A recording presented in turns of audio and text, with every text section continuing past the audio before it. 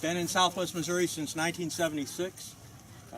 Owned land since '81, and so if I know anything, it's because I tried it and made a mistake out of it, or just kept plunging on. And I guess I thought of this a while back, and if you've heard of the definition of crazy being doing the same thing over and over and expecting a different result, well, most of us gardeners are crazy because we do the same thing year after year or season after season, and we expect it to be different. A lot of times it's not. Which, by the way, I got a little interactive thing here. If you're a gardener, if you'd fill this out, it won't mean much to you guys, but by the end of the day, a little survey. My garden was frozen out. My garden is behind, it's way behind, or mine is right on schedule as I planned it. Be curious to see how everybody's coming out here. I've never planted potatoes as late as I planted them this year. So, well, we still got some stragglers coming. Sorry we left you behind, ladies. Okay.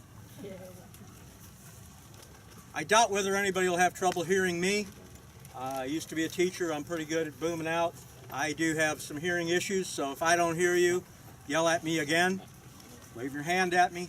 I'll try to be interactive. I came down last week to look this place over, and there's just so much going on here. I decided that the best thing we could do is just walk around and talk about what they're doing and see if it rings a bell with any of you, if it stimulates questions. I have a few products here. I work in a nursery, and I'm not trying to sell you the products, but I just wanted to call attention to some things that are useful to the gardener. Most of them are organic based. Other things, I'll just get this out of the way. About 18 years ago, I bought a 3-gallon pot of bamboo from a nursery. And now the bamboo plot is about the size of these 3 raised beds, that square area. So we harvest a lot of these, my wife and I, and they're not going to hold a tree up, but they're very, very useful. I garden on the cheap. I was in the wholesale industry for a long time, and I got things at wholesale or for free. And I kind of got it in my head that gardening shouldn't cost me anything. But now I'm not in that wholesale industry, and my gardening is starting to cost me more all the time. But anyway, that's something that I think is really useful. They're making use of some things here, varying sizes of T-posts, which I think are very, very useful if you can drive them into your soil. Yeah. You can see this one. This looks like one I had at my house where it's all beat down because of the soil. I stuck this. They're using rebar to mark their row, but something else, a handy thing that I like to do is use PVC pipe, and I've got another rebar over there, and you can put trellising over this. You can put poly over it to make a cold frame to extend your season. 2 years ago, my wife and I grew lettuce and spinach all winter in a little simple thing like this. Now we've moved on to something much larger.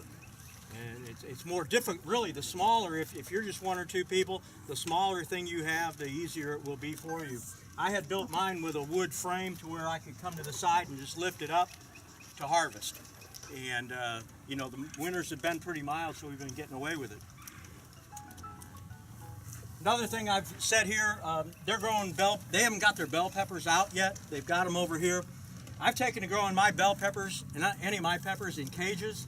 I don't know about any of you all, but I get a lot of breakage and stuff, so I usually use a cage. I meant to bring one of mine. I usually use field fence, which has a little bigger opening, but I think that's a good way to grow a pepper because I've had really good luck with my bell peppers, and man, last fall my habaneros didn't mature till probably just before Halloween, but I can't tell you how many 100 habaneros I picked off of 3 plants.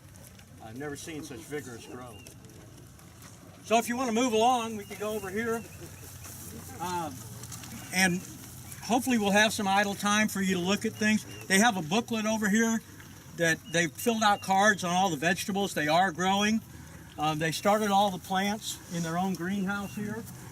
Done a pretty nice job. If you look at that bell pepper plant, it's pretty sturdy. So they're kind of doing things the right way. We can just start here and then go back around. They're growing tomatoes the way I do, only they've got more space. A lot of cattle panel. this way. I was raised on a tomato farm, and my dad did what they call suckering. I don't know if you all know. I was raised on a tomato farm. Okay. We don't sucker anymore. We just, I mean, if it's a weak sucker, I take it out because it does irritate me if I see a weak one. But with this kind of system, if I get multiple stems coming off, I just fan it out and keep tying it up. And they're using a little plastic clip here. I'm not sure where they got that. I have somewhere over here what I use is stretch tie, a green product that I think is another one of the most useful things a vegetable gardener can have if you're growing things. Pantyhose works great. I'm sorry? Pantyhose works great. Pantyhose, okay, yeah. No, I have lots of old ones. That was my first thought, is I can't remember the last time my wife put on a pair of pantyhose. Well, I haven't either, but I have a big bag of old ones. And I just buy it's not the best thing, a big roll of baler twine. Yeah, different twines, baler twine, jute twine. I just find, for me, the stretch tie, you pull it off and you pull it, and it's you don't have to cut it. You can just snap it that way, so you don't have a lot of tools around. Unfortunately, I found that it is not biodegradable. It will be in your soil for a long time. So you kind of, and like my cattle panels at home are just littered with stretch tie that I didn't take off. It's just dotted everywhere. The other thing they've got going here is they've got a black pipe for irrigation. It's a solid black pipe that they use a punch, and there's a little outlet here. And it's actually a mister outlet. You can see how it basically shoots a mist that came all the way out to here and goes about 4 feet that way. They've got a timer over there. I mean, you know, this is upscale gardening here. However, delivering water to the base of the tomato plant is the best way to go. And I also, knowing that I was coming to talk about this, I have a hunch we're going to see early blight on tomatoes really quick because, tonight and tomorrow night, I think we're pushing into the upper 60s at night, which is definitely fungus time.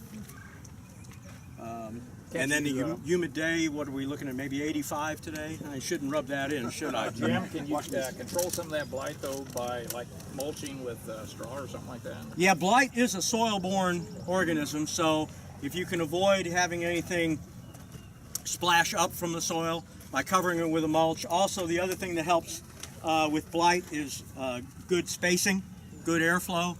I give a lot of talks on gardening, and a lot of people are gardening in town, and maybe they have a privacy fence, and I say, you know, don't put your garden in a corner with privacy fences and up against it because you have no airflow there.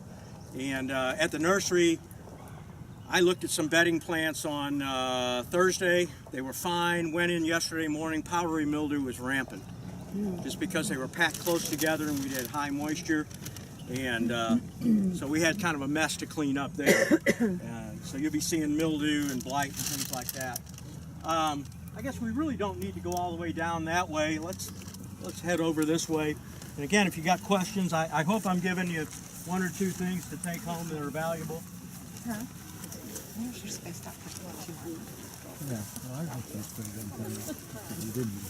They're going to have a cart path go down through here for their harvesting, but they're using. Most of you are probably familiar with weed barrier fabric, and they're using that for weed control. I did spot they have a couple of problematic weeds. They've got some Bermuda grass in here, which is going to give them fits as it gets warmer, and even weed mat like this is not going to control Bermuda long term. They're going to have to probably use a specific herbicide, specific treatment just to the Bermuda. What they're doing here is another good old Ozark ingenuity. My land, if any of you own much land, probably have a lot of cedar. And so they're going to be, I believe this one's going to be, I looked at, they've got it on the layout, beans and peas, I think, on the tripods. And then another thing they're doing that I like to do is leaning the cattle panel. You can walk out here if you want. They're going to be doing cucumbers and melons on the leaning cattle panels.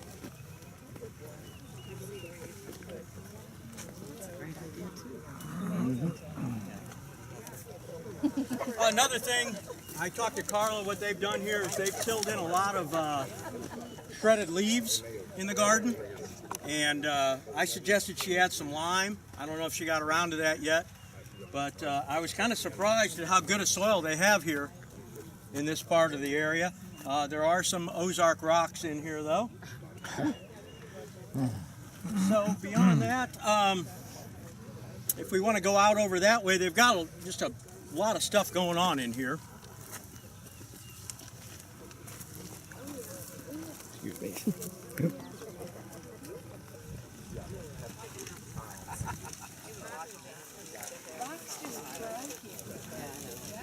They've got some raised beds over here that they're utilizing.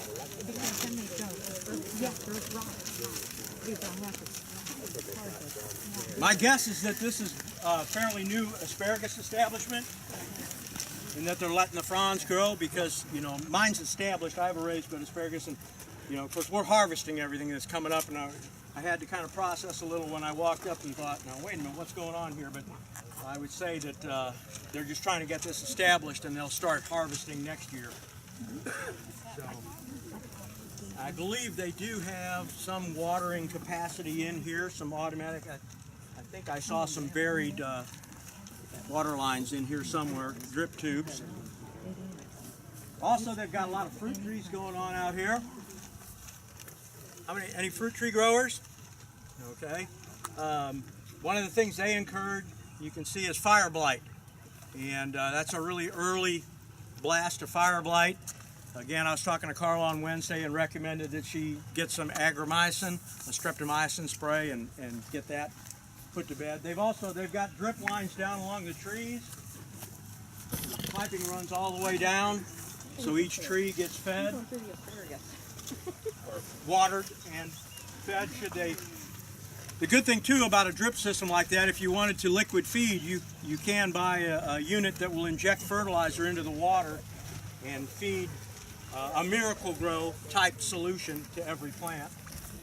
Jim, regressing a little bit, but on the onions, you know, you've got people that tell you you're supposed to step on the stems before they go to seed, and then you got other people that says, well, just pull them off.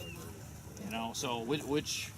You know, my wife tried to do shock value on me one time. She heard that about stepping on the stems, and we walked out there, and she just crunched them all down. And I didn't find that did any good whatsoever. I just let them grow, and, you know, I get a few that go to seed, but 5–10% at best. So, I mean, I grow from sets and from plants. I don't know, again, not knowing what level everybody's at, you know, if you want a sweet Vidalia type onion, you're growing from a plant.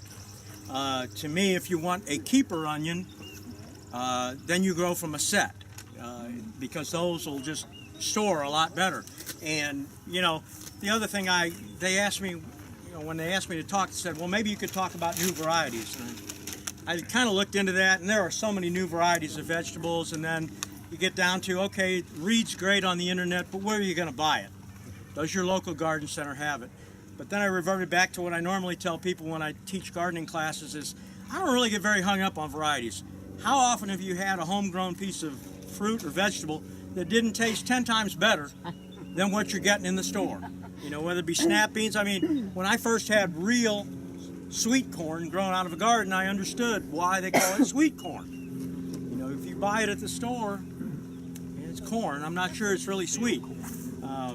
So I don't get too hung up. A few things I like purple pod green beans because I can see them real easy to pick them. And when I cook them, they turn green. So it just kind of helps me. I like yellow zucchini squash for the same reason. And in about, 12 hours, a zucchini can go from this size to as big as your arm and become useless. And there again, on the onions, sorry about that. No, that's fine. I just want to hear from you. They should be out of the ground before the August sun hits them. Is that right? Yeah. And then, do you dry your onions, or do you freeze them, or what do you do? We hang them. We braid them. We leave the greens on them, braid them and hang them. I've got, I have an outside entry room to my basement. I originally intended it to keep power equipment and stuff, but now it's turned into a root cellar junk room. But it's a great place, you know, because it's, year round. Even, I mean, I can leave those things. I think it was probably just a month ago we found some still hanging in there that we had forgotten about. Some yellow onions that were braided, and they were still good. And again, I mean, I might lose 5 or 10%. So harvest-wise, 1st of August is when it's the latest you should. Yeah, I mean, usually they're done by then, you know. Again, this year may be different, but typically I try to get my onions in by the middle of March because onions can take quite a bit of cold. I always work the lawn and garden show in Springfield with various people, and you always get the questions on February like 14th, is it too early to plant onions? Well, if you want to gamble, it's fine. I mean, your labor and maybe $2 is all you're out if you lose. So I always encourage people to go ahead and try it. And in the same vein, I encourage people when you're gardening to have fun with it. You know, if something dies, I have a lot of people coming in the nursery, boy, last year I planted it, didn't do worth a hoot, I can't grow that. I'm like, well, last year, nobody could grow anything worth a hoot. You got to try again. You can't give up based on last year. Yeah. So they also, back here, if you care to walk back there, they have, I believe they're thornless blackberries. And they have some blueberries down here.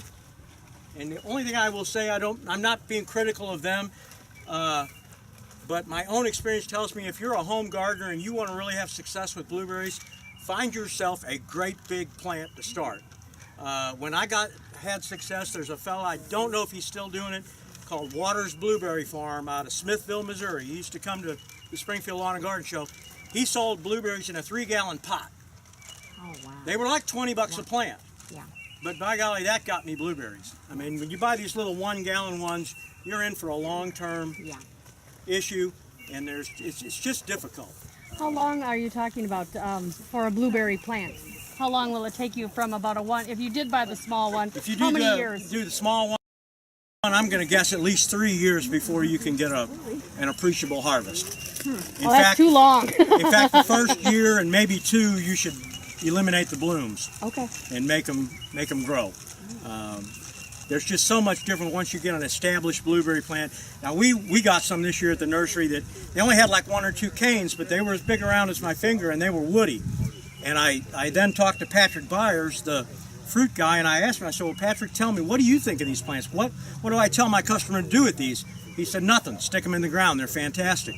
They'll start more canes. I didn't know if we should top them or anything. Because again, when I had success, I started with monsters and just let them do their thing. How about varieties? Do you end up doing like different varieties? Is there one variety? I know. Well, I go by early, mid, late. Okay. My thinking is late varieties. I rule late varieties of almost anything out because it just takes longer to get to the fruit or the harvest, and there's more things that can go wrong. So unless there's some outstanding reason for me to choose a late bearing variety, you know, I want my harvest. So I go early to mid on the blueberries. Okay. Let's see, what else have we got around here? Again, I brought, here's my stretch tie. If you haven't experienced it, another gadget that I think every gardener ought to have is a water wand. I used to call on garden centers and growers, professional, and it just, every now and then I would walk into a greenhouse and a grower would be watering and he wouldn't have a shut off. And so when he stopped to talk to me, he'd kink the hose, like my wife likes to do. It just drove me nuts. Like, spend $3, get a shut off, so you can turn off and talk and adjust and deliver water where you need it, instead of letting it run. And you know, they make these in all different lengths, up to 4 feet long. It's just a fantastic tool. Looks like a lot of them headed down that way. Any more questions here? You want to proceed down? Sure.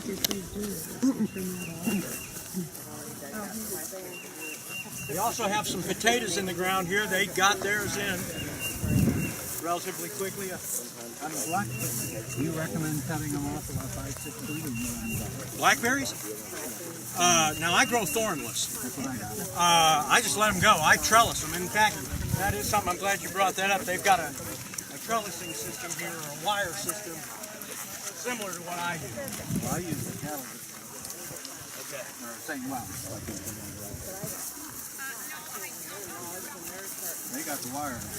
Yeah. That system is Now, what I did with mine is I put a wire on each side, about 3 feet apart. I use T-post, and that way I can fan them to both sides. And I was interested to see that they used, I guess you call that a turnbuckle, like I did, to be able to tighten that wire as it gets weighted down in sags. And they've had some losses in here. They did cut these back significantly. I didn't cut mine back this year, and I mean, they're nuts. And to me, thornless blackberries are the way to go. People talk about how they're not as sweet. I don't know how much sweeter you want a berry than the ones I'm getting. And I mean, they are, last year we had them fantastic size, gallon after gallon of blackberries. And How did your new ones come up last year? You probably irrigate yours, by the way. yes, I have a drip Yeah. line. Yeah. And that's another thing with blueberries in particular. If you're not prepared to put a drip line in and mound them up with some sawdust and pine, just don't even bother, because you need that. That's the key to success. And of course, something like this just makes it so easy. I don't have anything on timers at my house, but I do have a lot of drip lines set up to where I can just go hook the hose up and go do something for an hour or two. Yes, sir. What blueberry tips can you give us for our kind of soil? Well, soil is a big deal. You're probably going to want to incorporate peat moss at the time of planting, and you need to have the pH down in the lower 5s, which, even though if you're trying to grow grass around here, you have to add lime to your soil to bring the pH up. The natural soil is not acidic enough for blueberries. Yeah. Aluminum sulfate or some form of sulfur is the best way to do that. I like to use aluminum sulfate when I'm planting, and then aluminum sulfate is also soluble like a Miracle-Gro, so you can come back later and do it over the top and continue. And every year I hit mine a couple times with the aluminum sulfate. And blueberries will tell you when they're not right. They'll get yellow, the foliage, and that'll tell you that you need to be changing the pH and adding fertility. And somebody early on said, is it all about soil? And I guess that's the thing that I've tried to stress to people the last few years is fertilize. Whether it be organic, and the other thing, organic fertilizers are becoming so much more affordable than they were when I started as a wholesaler 20-some years ago. If I wanted people to go organic, I had to ask them to spend 4 times the money.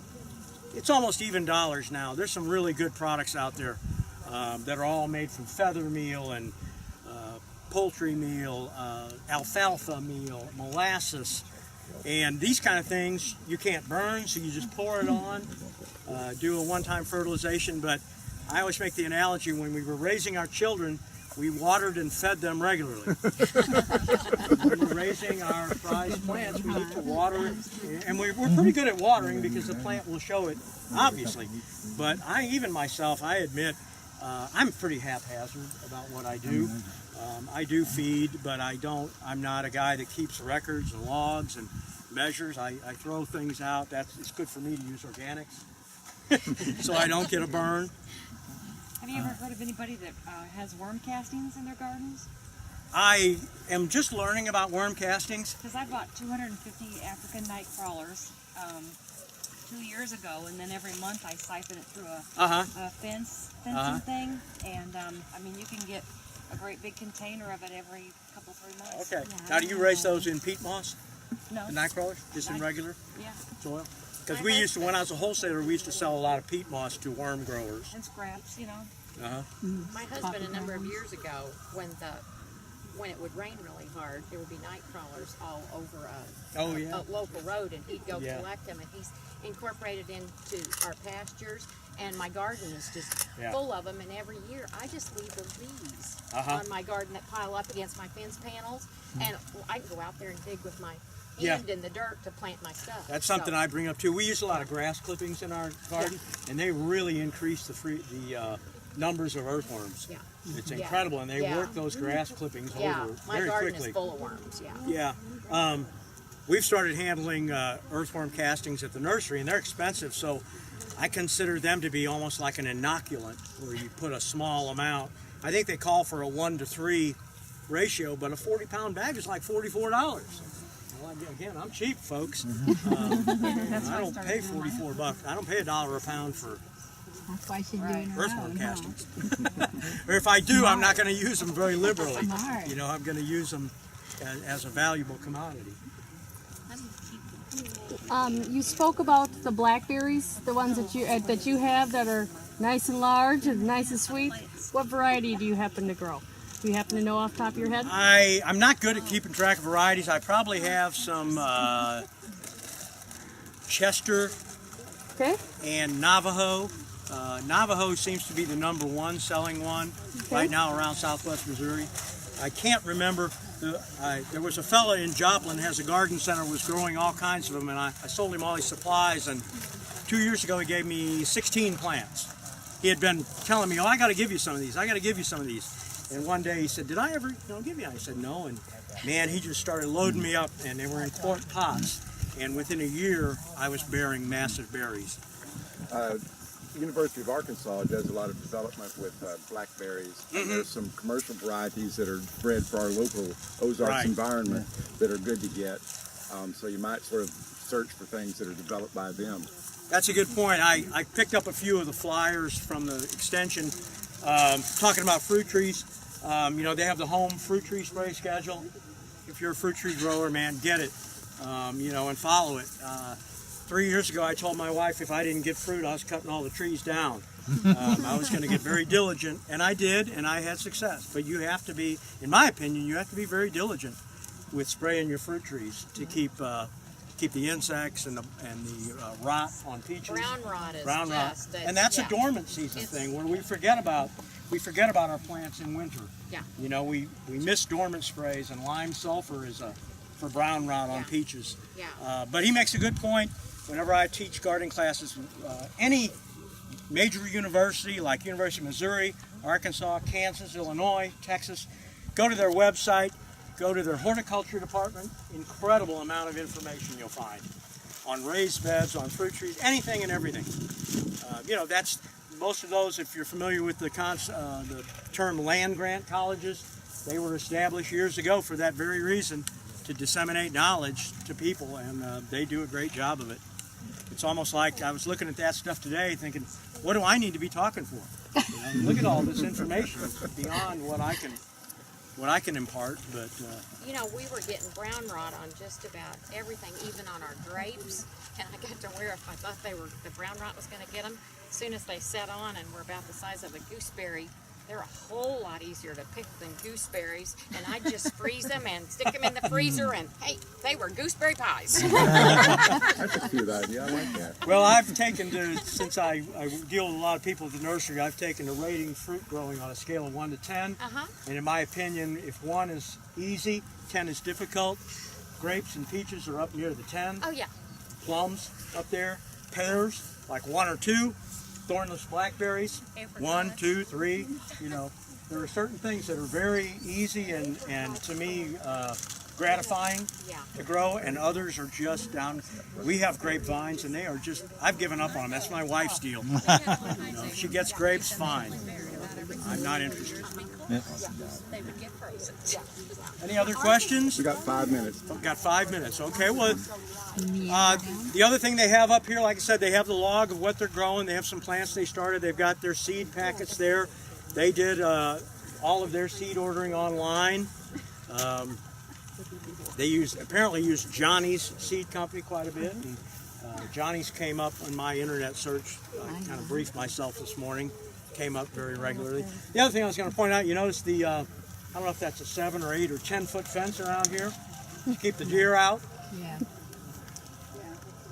So. But is it effective? Oh yeah. Yeah, What I've been told is a fence that tall, you know, the deer will not attempt it. And it probably also helps that they can see that white. That's an electric I was gonna say they line, power the that white. up. But I've been told that you need both a visual and physical barrier to deter the deer. If they see that white, helps them pick up on it, and then they can focus on the rest of the netting and see that, you know, gosh, I'm not going to get over that. I used to sell to Jack Hershend, one of the Silver Dollar City owners. He was growing trees down on Bull Creek, and he would take a steel 6-foot T-post and drive it in the ground, and then take another one and turn it upside down and attach it to it with hose clamps. so that he could have a 10-foot high fence Oh my. around his trees to keep the deer out. Wow. He had, I guess he still does it. The project was called Gift of Green, and he grew trees and gave them away. But that was another Ozark adaptation. Well, let's move back this way, folks. You can look at the brochures and things on the table. You know, with your blackberries, and I found the I've biggest also problem got I a bucket have of is I don't leaves pick up them there that when I brought from my I don't house. let them go Don't be fully afraid ripe. to put leaves in your garden. You shred them up. Because you have a temptation to pick them.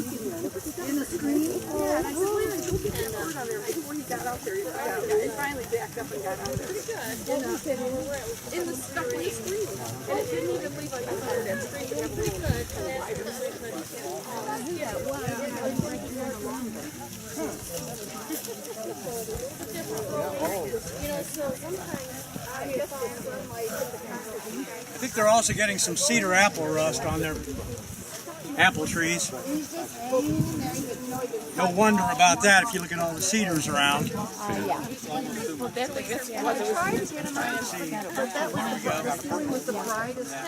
Orange. Yeah, the cedars and apples are alternate hosts for that fungus. Unfortunately, there's a very specific spray effective on the fruit. It's hard to get. With that, I mean,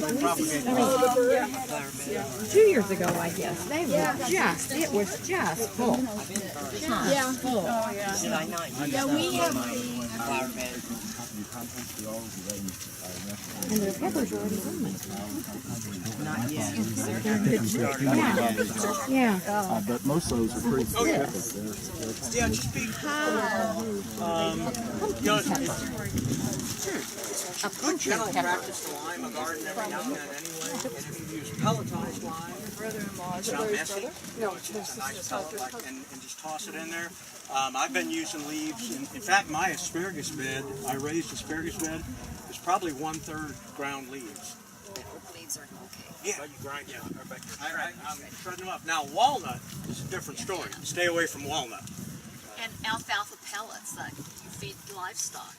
Yeah. A lot of nutrients in them that it can't burn, but really add a lot of Right. Well, and actually, fiber. there's a fertilizer on the market that looks just like, it's an alfalfa base.